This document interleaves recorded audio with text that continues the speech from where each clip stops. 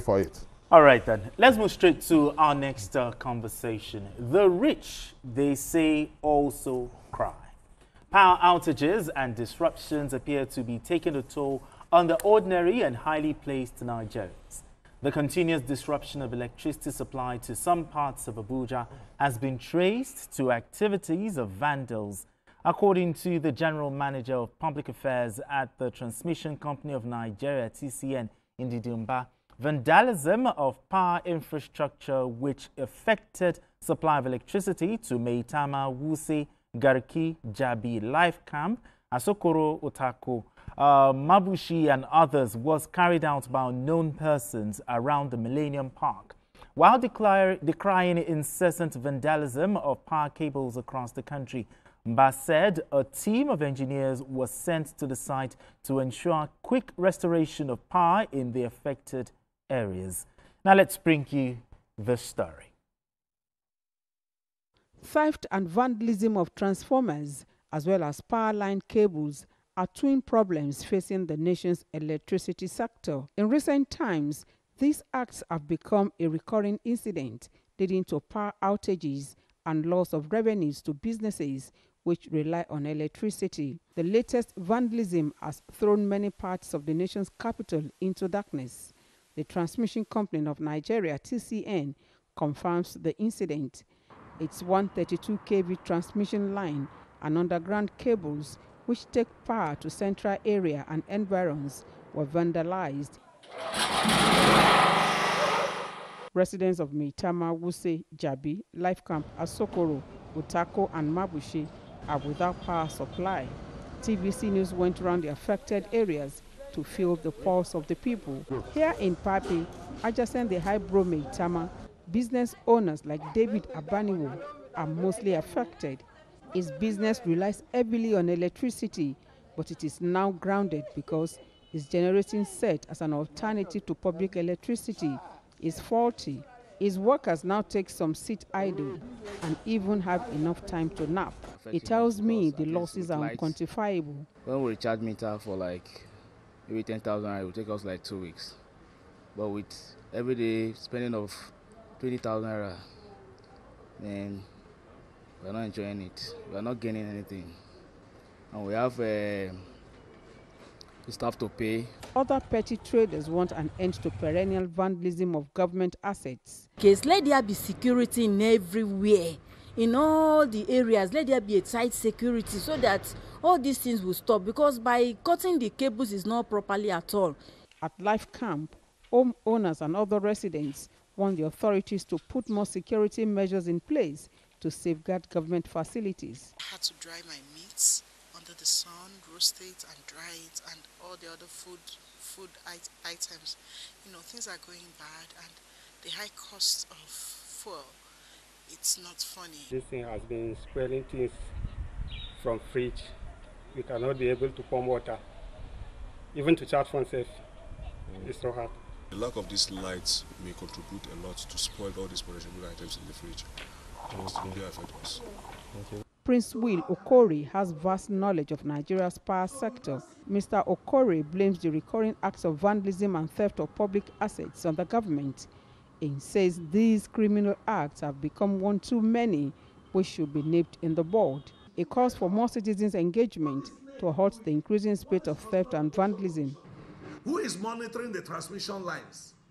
Do the substations at the states, do they have vehicles to monitor the transmission lines? How much is devoted to that? When the government, because see, citizens will follow when the principles of good governance are applied: equity, justice, fair play, accountability, transparency. He also supports the implementation of the 2023 Electricity Act, which stipulates punishments for vandals and other crimes against the state.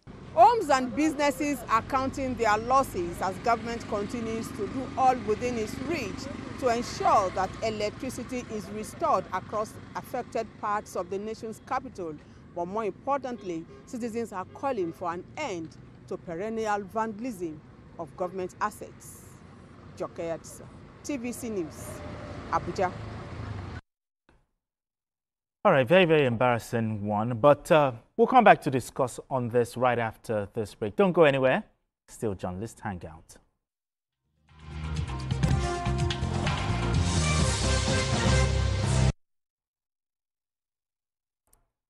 All right, if you just joined us, it's still Journalist Hangout. I still have BKO joining us via Zoom, and Mayor Kimpelo, and also Asuko James. So, BKO, I'll start with you. The issue of electricity, vandalism, vandals destroying transmission lines. Why is this sabotage reoccurrent? And also, did the security agencies drop the ball in this regard?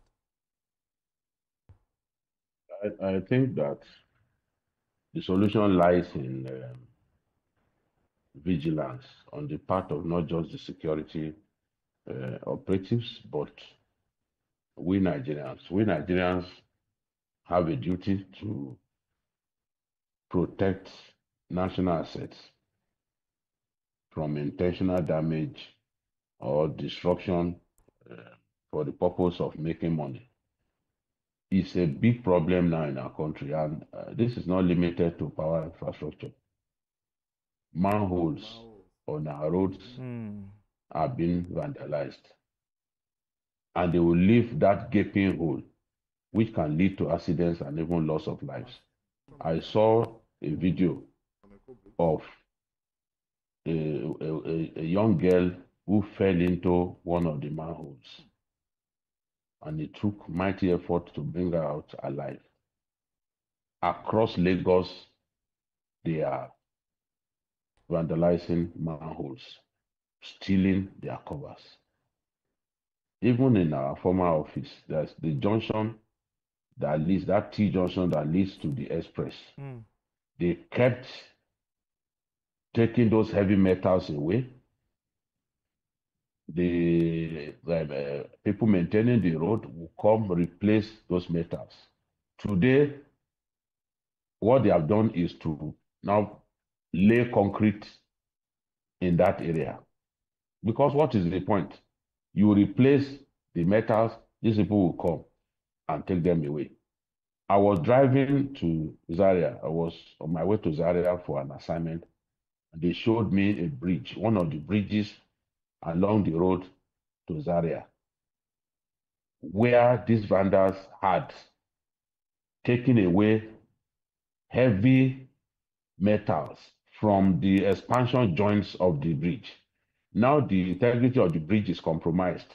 They've had now to close that portion of the road. So unless we come up with tough punishments for these good-for-nothing Nigerians, honestly, things will get worse. You can imagine what they are doing, not just to our bridges, but to our rail tracks. They vandalize rail tracks. They take away those huge metals to go and melt somewhere and make money. This is what they are doing. People have suddenly realized that they can make money from these materials. How do you vandalize underground electricity cables? You have no fear for your life. You vandalize those underground cables and throw everybody into darkness. Parts of Aso Villa was affected. 60% of Abuja was affected by these last acts of vandalism, especially places like Jabi, Asokoro, Utako, Mabushi. These are highbrow areas, Wuse. So there's a need for vigilance. Yes, we need to put more security operatives along these very important corridors so that we can stop these guys from carrying out these activities. But I think every Nigerian needs to be vigilant. Some of these things are done in the night. They've also cutted away cables everywhere. They see these cables. They try to steal them. Even transmission lines. You see, if you are driving, I saw this the last time I went to the northeast. A whole stretch of road, almost 1 kilometer, They have stolen the electricity cables. They just left some of it on the ground. So we can abuse our government as much as we want. The citizens too have their issues. And a situation in which somebody thinks that, well, it is not my business. We cannot build a great country like that. We must expose the idiots who are making life unbearable for the rest of us and ensure that some people go to jail. Okay. Mayor, the boldness to do it right in the heart of the nation's capital. I mean, what makes them so daring to pull this kind of thing off? I think it is important for us to make those who are responsible for this thing suffer for what they do. I think we are being lenient. We should look for a way where for me, those who are involved in things like this should be sentenced to maybe life imprisonment or something.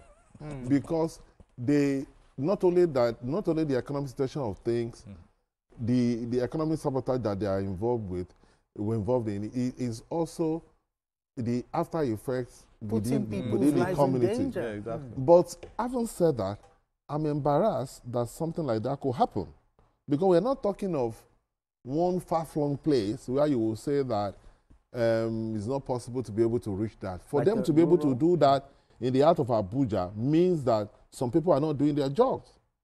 Because, for example, if you remember that the Nigerian Civil Defense Corps was allowed to bear arms because they were supposed to protect the country's infrastructure.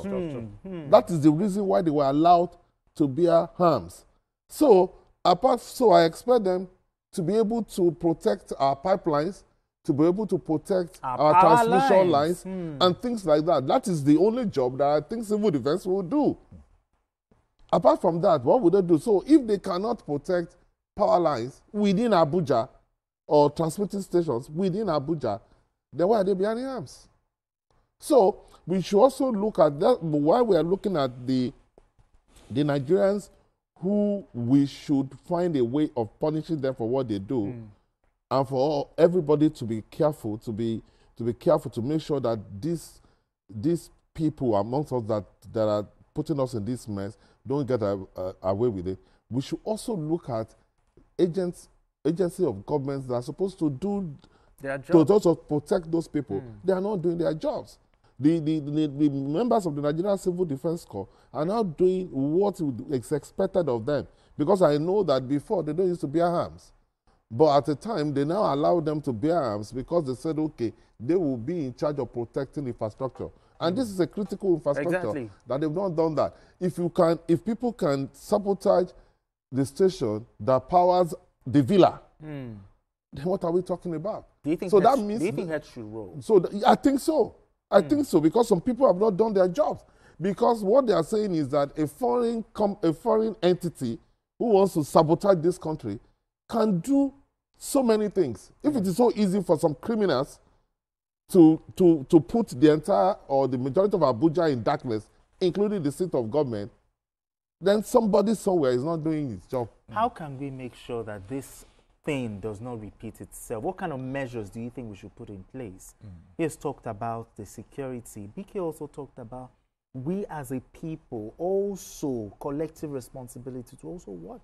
I thank God that this is happening in Abuja. And so the lawmakers who are making laws should be able to look at these laws, our laws, against vandals like this. All like these tougher punishment, stiffer penalties. Mayor said something, they have to, you need laws that are very, very stringent, so that if you are saying life imprisonment or maybe 100 years imprisonment, somebody who hears the number of years he will spend in jail, he will be able to understand that stealing the country's critical infrastructure is bad. Because it's like anytime things like this happen, we'll just look at it and then we'll go and fix it, and then everybody sits down. But really, let me also ask you, can you recall maybe one time when probably when they arrested a vandal or prosecuted. That is what I'm saying. Because this is not the first time. It's happening and happening and happening. I can't remember. You can't remember when last a vandal was arrested and then prosecuted, and everybody will now say, okay, this is the person that actually, threw us into darkness. Exactly. Nobody, no prosecution whatsoever. So that is why now that this is happening in Abuja, the lawmakers, when they are spending money on fuel to run their gen, they will understand what we are also feeling. The ordinary man is facing. So right now they need to start looking at strict laws that will deter people from, stealing our infrastructure, especially power.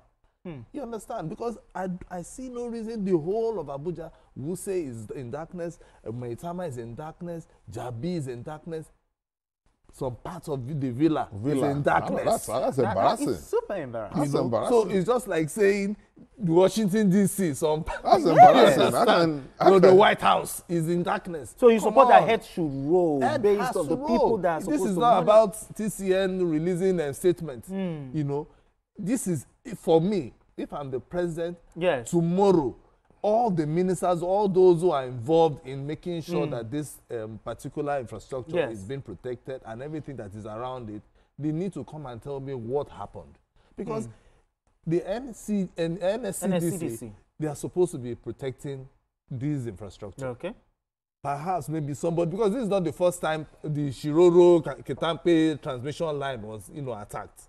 I know last year they still attacked that particular transmission. So it means for security reasons, I think where even the NSA has to come, for security reasons, the NSA also has to start looking at, there's something that some people are planning which we do not know. Because so you're bringing it to intelligence now. Because look at, before it used to be maybe one particular section. Now they are now talking about the eyebrow areas. Including in the presidential villa. That's why we should be bothered. So exactly. We need to be bothered. We need to be bothered. All right, then let's move straight to our next conversation.